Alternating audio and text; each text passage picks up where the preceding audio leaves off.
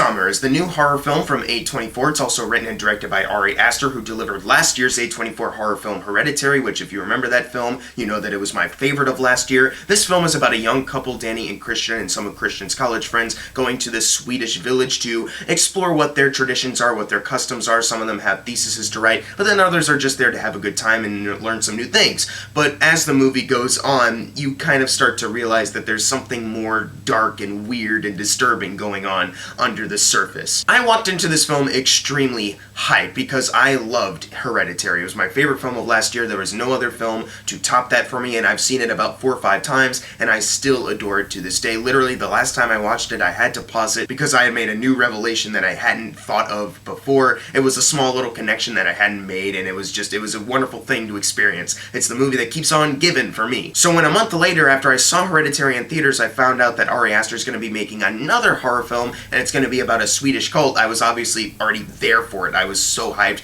So it's very easy to walk into this film and then walk out with your expectations really dashed and diminished and walking out really disappointed.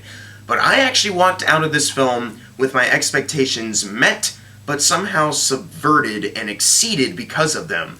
I adore Midsommar. It's one of my new favorite films of this year for sure. What I need to mention right away, because it's the most obvious part about the movie, is Ari Aster's direction is flawless here. The cinematography looks so gorgeous. Everything is so vibrant and bright, and you get a lot of great tracking shots of the characters getting immersed into the society and talking with each other, and just there's this certain glow that comes off of certain costumes as well to make everything just seem so glossy and nice. But that also adds to the disturbing element because you never know when something bad is going to happen next, because that's something Ari Aster also does incredibly well here, as far as making the choice to set a lot of the scary stuff in the daylight. Now, don't get me wrong, there's a lot of stuff that happens at night that can be really creepy, but most of it happens during the day, where in most horror films you should feel the most safe. But Ari Aster just completely stripped that safety away from the audience and made just everything about this feel uncomfortable, but at the same time, kind of nice. There's actually lots of long sequences where the characters are just walking around and you see the villagers in the background just doing their thing, and it almost seems kind of pleasant and nice, almost like you would want to visit them yourself. But then Ari Aster, the way he plays out the horror sequences, because it's not something creepy and disturbing happens at the end of every scene with a jump scare or something obvious. The horror aspect is actually sparingly used throughout the film, and even there are times where their characters are growing suspicious because of it, but then they're kind of immediately distracted because of their own personal character drama going on. And I thought that was a really great choice as far as telling the story goes. I think Ari Aster did a really good job making everything feel so disturbing with this direction, with the cinematography, and the way he chose to show you certain things at points. Because there are actually times where they don't show you everything, and then they'll cut to something like, oh yeah, this happened earlier, and you're like, whoa, like how did that happen? And it kind of adds more to the scariness of this film, that you didn't know it was going on the whole time, and you were kind of distracted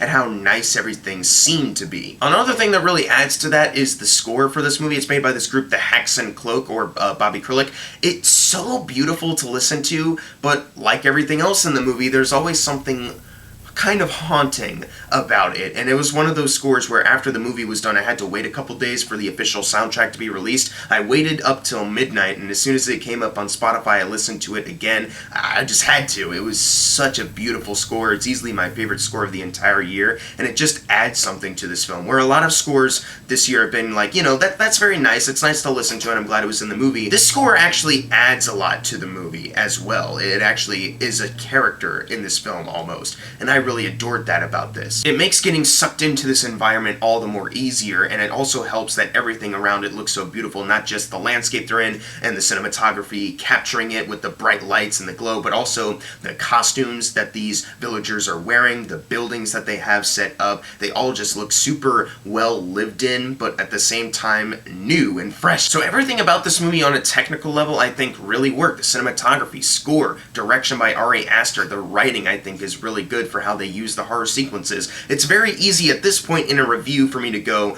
oh, but this movie is style over substance.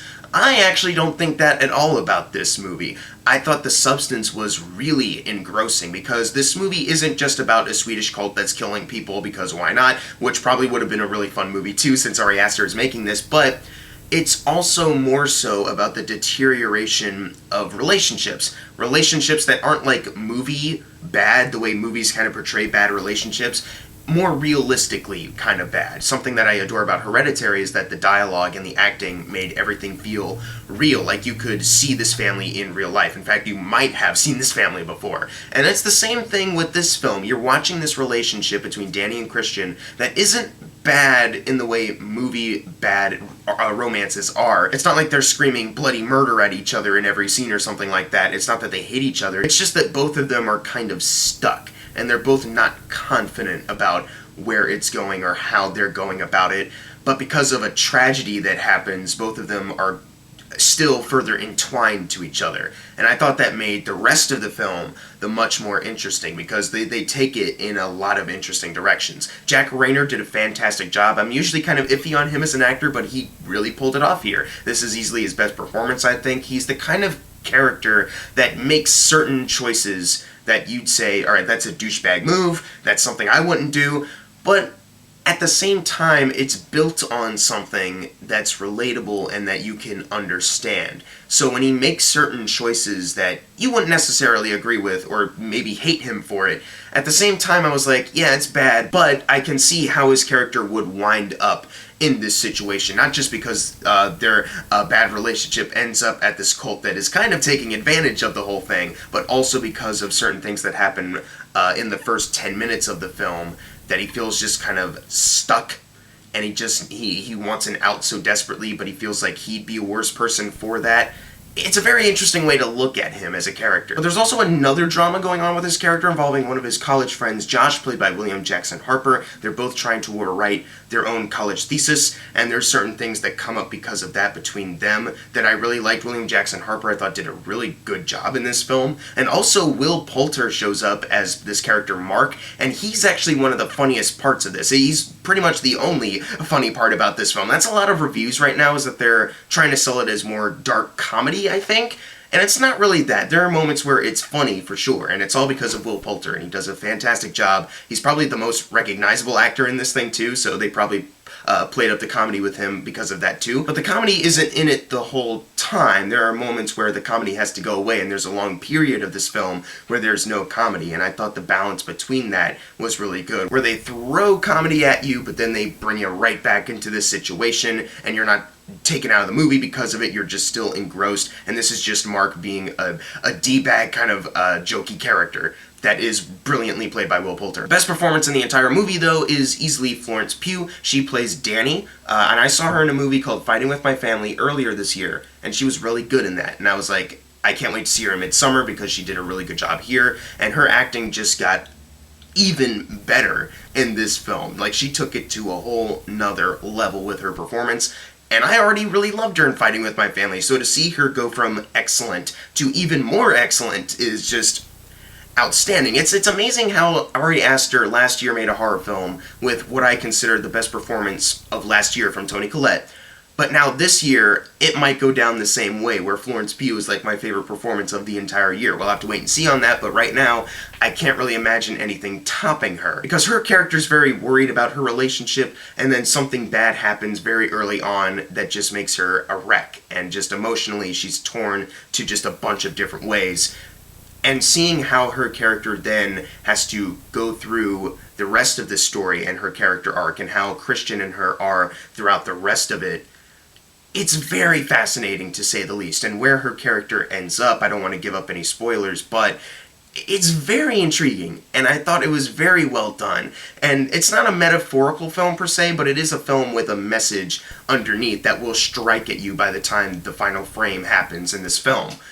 And I thought they did a really good job with that. Florence Pugh has a lot to do in this film. She has to try to keep it together, but then at times she just can't hold it, and she has to just explode with crying and screaming, and it's just so well done by her. There's not a moment where I thought it was cartoony or over the top. It just, everything felt so right for her character. And this thing that happens in the beginning, I'm telling you, you're not ready for it, because it's something that will emotionally devastate anyone. So you're kind of like, yeah, I'd be in the same position as her. So once again, they do a good job of making you relate to something that feels like a real person because that is what's going on here, is that you're seeing actors play what feels like real people through very natural dialogue. Overall, I don't really want to talk too much about this film in fear of giving anything away, because seriously, I could talk about this movie forever, honestly. There's a lot to discuss, but I will just say that it is definitely a horror film, but a lot of the horror takes a back seat at times because there are certain moments where characters are too invested in their own personal drama, because that's what matters to them. There will be moments where they're kind of growing suspicious of something, but then they're immediately brought back into their own headspace, like, oh wait,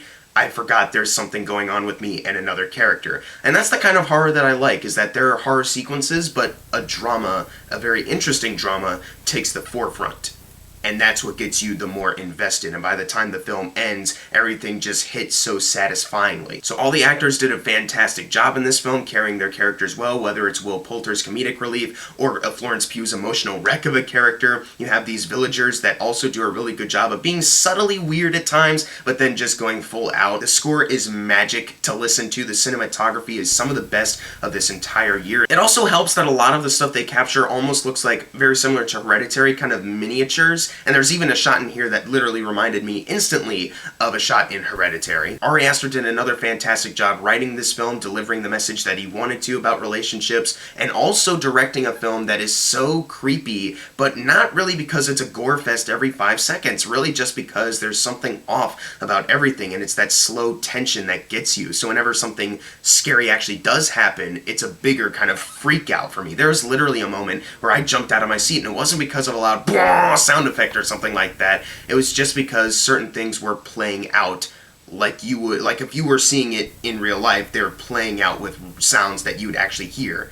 You know, not something added by the movie. Ari Aster has talked up about how this is his last horror film for a while. Not forever, but for a while he's going to try to stray away from that. Or maybe, I don't know what he's going to do. I don't know what his plans are, but if this really is the last horror film for a bit, then he really went out with a bang here. I don't know how to compare this to Hereditary, honestly. I know that I prefer Hereditary a little bit more, but this movie it's still holding a very special place in my heart, and I'm really itching to see this film again, because there are certain things that I want to see if I can catch up on or notice that I didn't the second time around.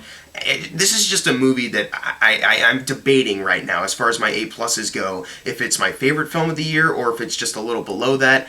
I think I know where I'm putting it right now, but the fact that I'm still debating with myself over where I want to place it, that's a really strong thing to say here. I'm gonna give Midsommar an A+. Everything about this film was terrific for me. It never dragged, despite the fact that it's 2 hours and 20 minutes. I thought everything was well paced. It helped that the characters were very engrossing, and not only just funny at certain points, but also just dramatically very investing. The scares are really well handled here. Some of the most frightening stuff that I think I'll see all year, certain images that'll be ingrained in my brain for a long time that I'll never forget, thanks to the wonderful cinematography, the beautiful score that helped me get entranced with everything. This is just such a well-edited, well-made, well-written, well-acted, well-everything movie, and I hope more people go out to see it. It may not be for everyone. In fact, it definitely isn't for everyone, but if you give it a chance, if you're a fan of Hereditary, you'll definitely love it, but if you give it a chance, you might see something in there that you love too. Maybe you'll be inspired to watch more of Ari Aster's films that are equally as disturbing. But if you've seen Midsommar, leave in the comments below what you thought of it, and as always, thank you guys for watching. Make sure to subscribe. I'm Jackson Fulcher. See you guys next time.